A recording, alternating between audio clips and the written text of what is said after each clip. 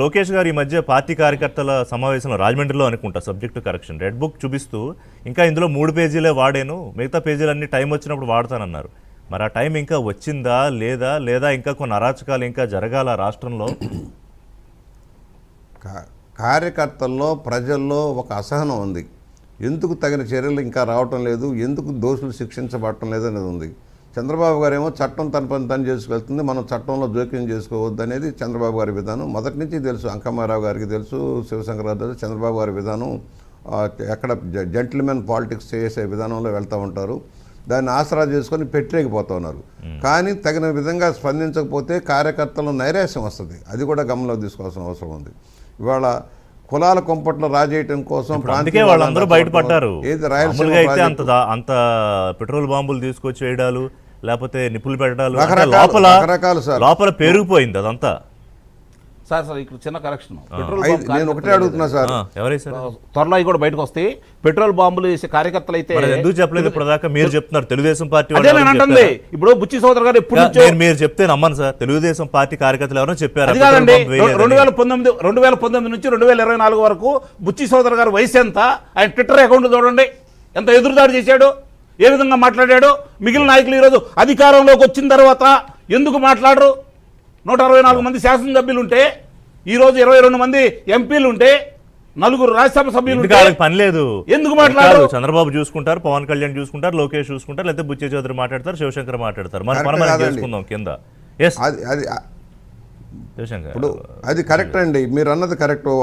ఋషి గారు ఎందుకు మాట్లాడరు? అధికారంలో వచ్చింది, పదవుల్లోకి వచ్చిన వాళ్ళు నోరెందుకు తెరవరండి? మంత్రులు కావచ్చు, ఏదో కోరస్ పాడటం కాదు కదా, వ్యక్తిత్వంగా మాట్లాడాల్సిన అవసరం ఉంది, ఖండించాల్సిన అవసరం ఉంది, కింద లెవెల్ దాకా ఖండించాల్సిన అవసరం ఉంది. గోబెల్స్ ప్రచారం చేసి అధికారంలోకి వచ్చాడు, తప్పుడు ప్రచారం చేశాడు, కోడికత్తి డ్రామా ఆడాడు, బాబాయ్ కేసును కూడా ఎలాగ నెట్టి చంద్రబాబు గారిని నెట్టాడు మనం చూసాం, ప్రజలు నమ్మించాడు. ఇవాళ కూడా సోషల్ మీడియా తను దోచుకున్న సొమ్ముతో కొన్ని పెయిడ్ ఆర్టిస్టులాగా కొన్ని ఛానల్స్ ఉన్నాయి ఆయన కంట్రోల్లో, ఉన్నాయి. వాళ్ళ పెత్తనం తెలుగుదేశంలో కూడా వాళ్ళ పెత్తనం చదువుతుంది. ఆ ఛానల్స్ పెత్తనాలు ఉంటాయి, మీకు తెలుసు ఏ ఛానల్సో తెలుసు. 2-3 ఛానల్స్ పెట్టుకొని ఆ ఛానల్స్ ద్వారా గోబెల్స్ ప్రచారం చేస్తే దాన్ని అరికట్టలేకపోతున్నాం మనం. ఆ రోజునేమో ఏ ఛానల్స్, ఆ ఏబిఎన్ కావచ్చు, TV5 కావచ్చు, అనేక ఛానల్స్ని దిగ్బంధనం చేసి కేసులు పెట్టించిన చరిత్ర మనం మర్చిపోవద్దు. ఇప్పుడు కూడా కెమెరామెన్ల మీద లేకపోతే వీళ్ళ మీద దాడులు చేయడానికి ప్రయత్నం 2 రాష్ట్రాలు జరుగుతుంది అనుకోండి, బట్ భయపడేది ఏం లేదు. జరుగుతుంది సార్. అందువల్ల ఇప్పుడు మనం ఒకటి స్పష్టంగా చెప్పాల్సింది సార్, ఎక్కడో లేట్ అవుతుంది. అధికారులు కూడా అలసత్వం వహిస్తూ ఉన్నారు. డీజీపీ ఏమన్నాడు? తెలుగుదేశం పార్టీ ఆఫీసు మీద దాడి చేస్తే అది ఏదో కార్యకర్తలు ఆవేశంగా వచ్చాడన్నారు. చంద్రబాబు గారి ఇంటి మీద దాడి చేస్తే కార్యకర్తలు ఆవేశం అన్నాడు ఆనాటి డీజీపీ. చర్యలు తీసుకోవాలా, ఎఫ్ఐఆర్ కూడా నిన్న తెలుగుదేశం మా వాళ్ళకి బీపీ పెరిగింది అన్నాడు జగన్మోహన్ రెడ్డి. అప్పుడు మరి అందరికీ పెరగదా? నువ్వు బూతులు తిడితే చంద్రబాబు గారు నిండు సభలో, చంద్రబాబు గారి భార్య గురించి నిండు సభలో అంబటి రాంబాబు ఏం మాట్లాడాడు? ఆబోతులాగా రంకెలేశాడు. ఆబోతులా పవన్ కళ్యాణ్ గురించి ఏం మాట్లాడాడు అసెంబ్లీ సాక్షిగా?